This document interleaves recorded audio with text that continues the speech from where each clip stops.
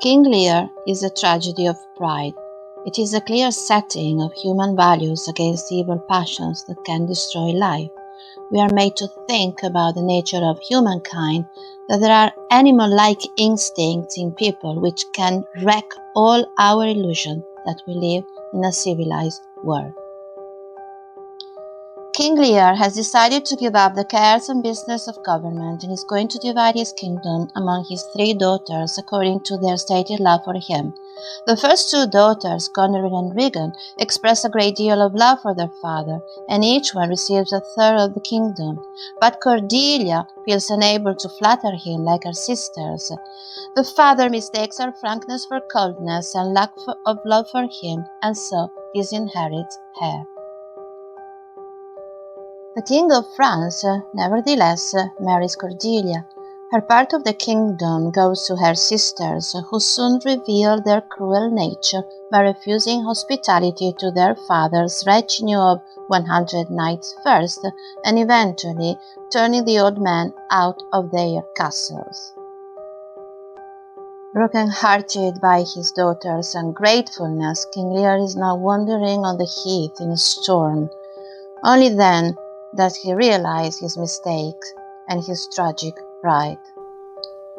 Lear, close to madness, is driven out on the heath shouting at the elements of nature. The idea in his famous speech is that all signs of God's order and human ordering of the elements will be obliterated and destroyed. The king, in his anger and fury, wishes to see all order undone and vengeance visited on Goneril and Regan. He has begun to change from the vain old man at the beginning of the tragedy. Cordelia comes back to England with the French army to restore her father's dignity and defeat her sister.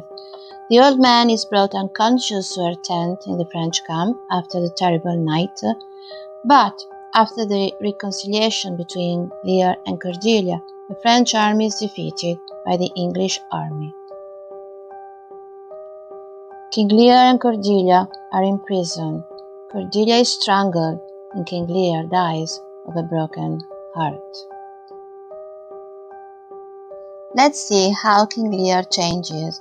At the beginning, he is proud, arrogant, and blinded by power. He believes his royal status is part of a natural order, and that filial love is natural and can be obtained by command. When Cordelia refuses to please him with flattery, he punishes her for challenging his will and power.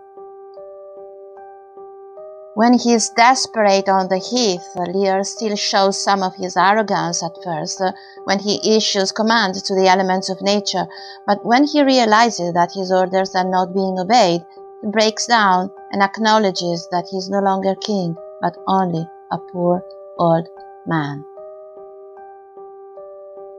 In the end, Lear appears as a simple, humble being, but the unbearable pain he suffers for Cordelia's death gives him back some of his past determination, and he killed his daughter's killer.